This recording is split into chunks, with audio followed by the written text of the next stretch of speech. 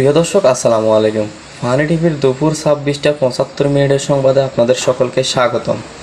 সংবাদ উপস্থাপন করছি আমি ফানি টিভির সভাপতি ইরফান। এবার ফিরছি সংবাদে।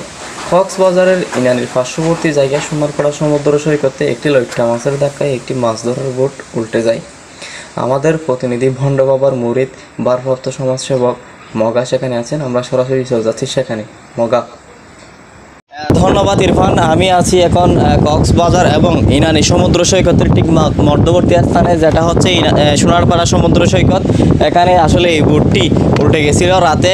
একটা বিকট আওয়াজ হয়েছিল। সেই বিকট আওয়াজের মূল রহস্য হচ্ছে একটা লইট্টা মাছের ধাক্কার কারণে এই বোটটি আসলে উল্টে গেছিল। এখানকার স্থানীয় লোকেরা সেটাই বলছে এবং তারা এসে এই বোটটা উল্টানো অবস্থা থেকে সোজা করেছিল। সকালবেলা এসে তারা সকালে এসে এটা সোজা করে এবং এখানে দেখতে পাচ্ছেন ইতিমধ্যে কয়েকটা মাছ ধরার জালও আছে এখানে। এই জালগুলো নিয়ে আসলে তারা মাছ ধরতে যাওয়ার জন্য রেডি হচ্ছিল। তখন জোয়ার অবস্থায় ছিল। তখন একটা লইট্টা মাছ এসে এই বোটটাকে একটা ধাক্কা মেরে একবার উল্টে দিয়েছিল। কিছুক্ষণ আগে এসে এটা সোজা করেছিল। আমরা এখানকার স্থানীয় লোকের কাছে যাচ্ছি ওদের কাছ থেকে কিছু তথ্য নেওয়ার জন্য। এখানে ভাই, আসলে গতকাল রাতে কি হয়েছিল এখানে? আওয়াজ হয়েছিল রাত্রে।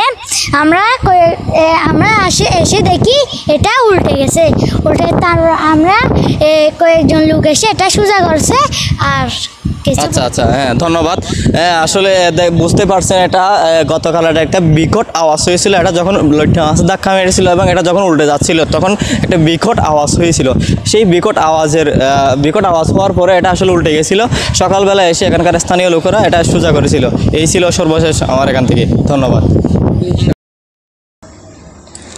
ধন্যবাদ মগা।